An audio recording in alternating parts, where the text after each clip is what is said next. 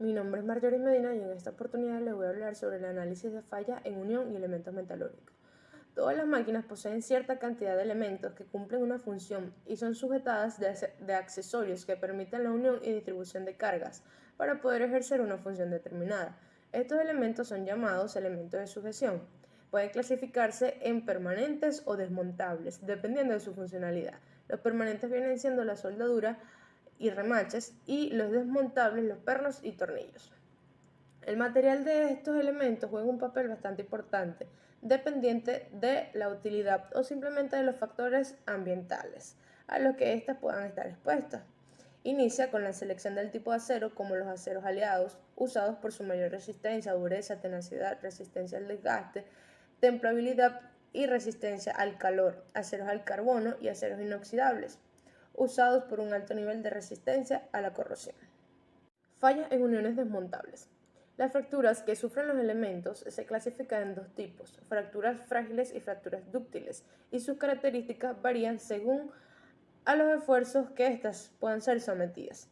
En un material dúctil, el que se alcanza el esfuerzo último de tensión no representa que ocurrirá una ruptura real.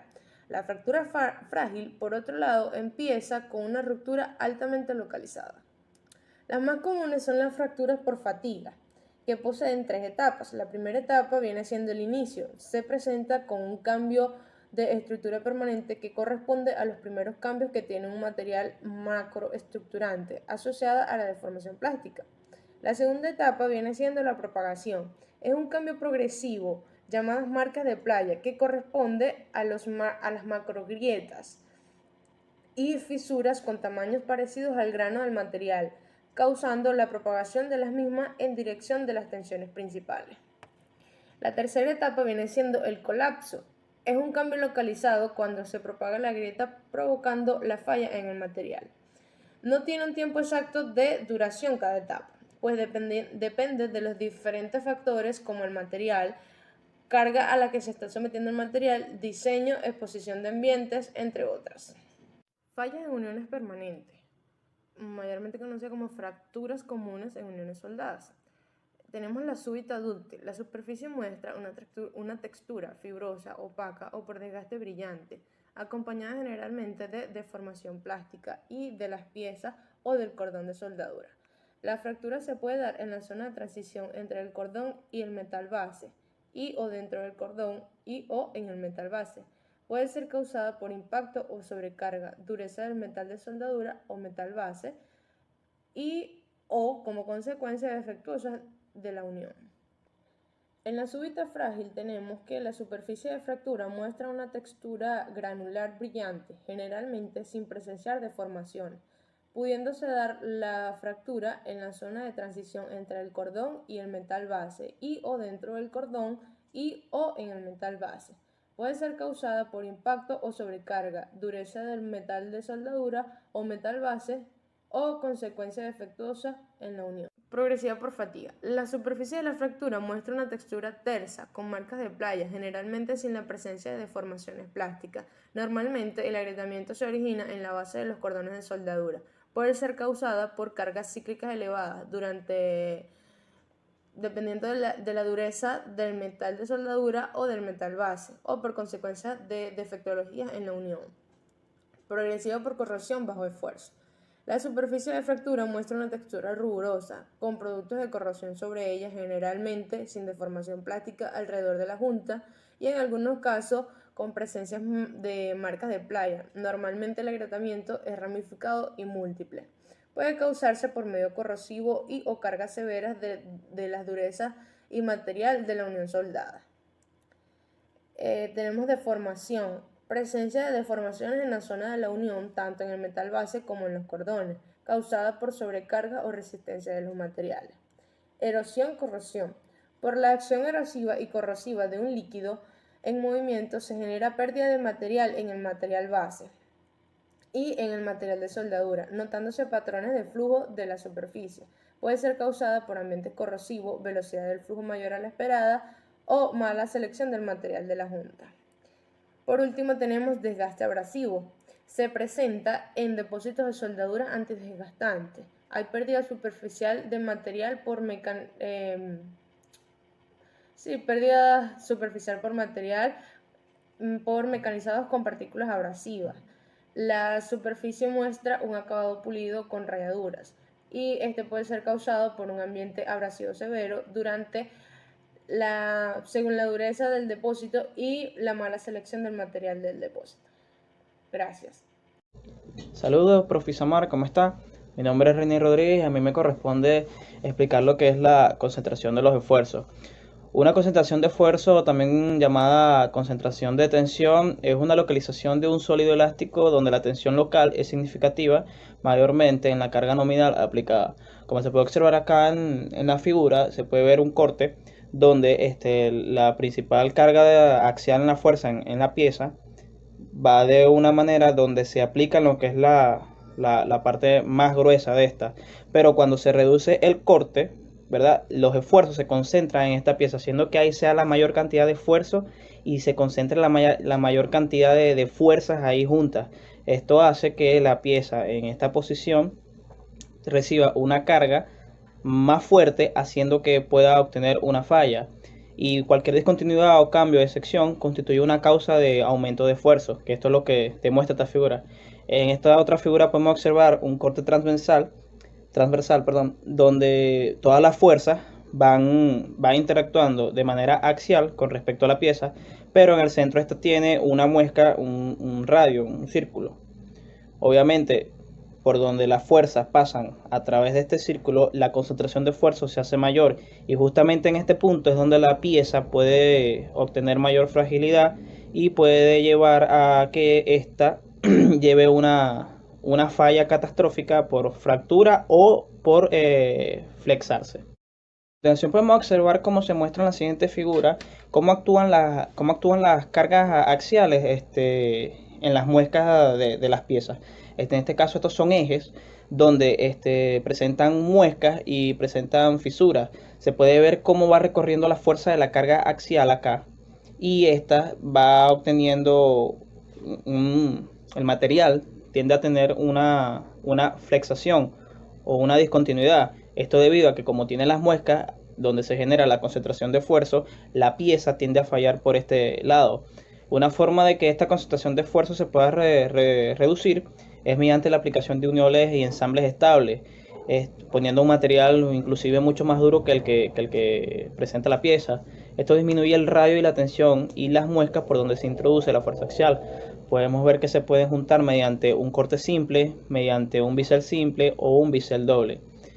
Esto mediante ejes y muescas incrustadas en la pieza. También podemos ver que se pueden hacer muescas en sentido contrario a donde se encuentra la carga axial. Estas muescas también pueden servir de refuerzo. En vez de actuar como simientes de debilidad o simientes de fractura, actúan vamos a decir, de manera de defensa para que la pieza no falle, ya que las muescas estarían al contrario de cómo se encuentra la carga axial. Claro, hay que tener en cuenta que la resistencia de este material siempre va a ser menor correspondiente a la que esté presente en general, debido a las muescas. Aunque tengamos un número exacto de la cantidad de resistencia que pueda tener un material, dependiendo de las muescas o de lo que se encuentre en esta, podemos ver que no necesariamente, dependiendo de ese valor, el material puede resistir la fuerza o inclusive el estrés que pueda sufrir mediante el esfuerzo mecánico que genera. Hay que tener en cuenta que muchas veces esta cantidad de muescas o inclusive simientes que tenga cada material hace que este se vaya debilitando inclusive con el tiempo. Entonces este genera muescas, genera fisuras, y mediante este tipo de situaciones es que ocurren las fallas catastróficas en las piezas, y sobre todo en este tipo de situaciones como lo son los ejes transversales. Saludos, profesora. Mi nombre es José Rodríguez y yo le vengo a exponer sobre análisis de fallas en cambios de superficie. El análisis de las causas de falla es una técnica efectiva para explorar los posibles factores que pueden contribuir al fallo o al deterioro de un material. Entre las causas se pueden encontrar los errores de tipo humano, defectos de los materiales y aspectos de diseño. En los análisis de falla se trata entonces de que las causas sean adecuadamente identificadas y se aprendan lecciones de los incidentes, de tal forma que diferentes tipos de acciones correctivas y preventivas puedan ser desarrolladas para evitar la ocurrencia del problema. La adecuada selección de aceros o materiales en general para una aplicación específica involucra una relación entre la eficiencia que se desea obtener a determinadas condiciones de operación y el valor de los equipos, incluyendo materiales, procesos de fabricación, reemplazo y los costos de inactividad. Por esta razón, actualmente se seleccionan los aceros más adecuados, de acuerdo con un riguroso estudio de las condiciones de trabajo, donde se tiene en cuenta los ciclos los ciclos térmicos, las propiedades requeridas para trabajar a alta temperatura, la resistencia mecánica, la degradación química y el medio al cual está sometido. Las causas de fallas en materiales metálicos incluyen muchos factores, los cuales pueden presentarse incluso como interacciones entre ellos. Entre estos les puedo mostrar deficiencia de diseño, deficiencia en la selección de materiales, deficiencia en el procesamiento y fabricación de los materiales, imperfección de los materiales, control de calidad deficiente y condiciones de servicio inapropiadas. La importancia del análisis de falla radica en determinar el origen o causa que generaron la falla, con el fin de tomar las medidas necesarias para prevenir nuevamente su ocurrencia. Ahora voy a explicar la falla por desgaste y corrosión. El desgaste es un fenómeno físico que conduce a una pérdida o deformación del material. El fallo por desgaste es el tipo de fallo cuya probabilidad de aparición se incrementa con el tiempo de operación o con el número de operaciones del elemento o del equipo. También puede afectar las tensiones aplicadas.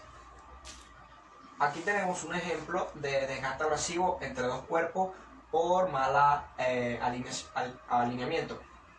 En este caso, no afectó tanto la deficiente selección, la incorrecta selección del material, sino en las condiciones inapropiadas de trabajo.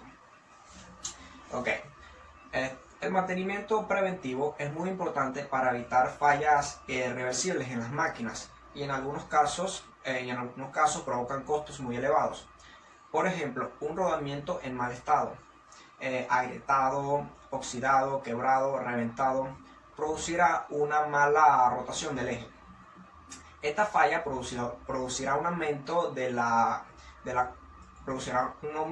corriente, por lo que puede llegar a la destrucción del bobinado. Por lo tanto, sube el costo de la reparación y aumentará los tiempos estimados para remediar la falla. El desperfecto más común en los motores es el mal estado de los rodamientos. Esta falla con el tiempo puede llegar a la destrucción del bobinado. Todos los rodamientos tienen desde la fecha de fabricación un tiempo para contribuir a que el motor funcione en buenas condiciones.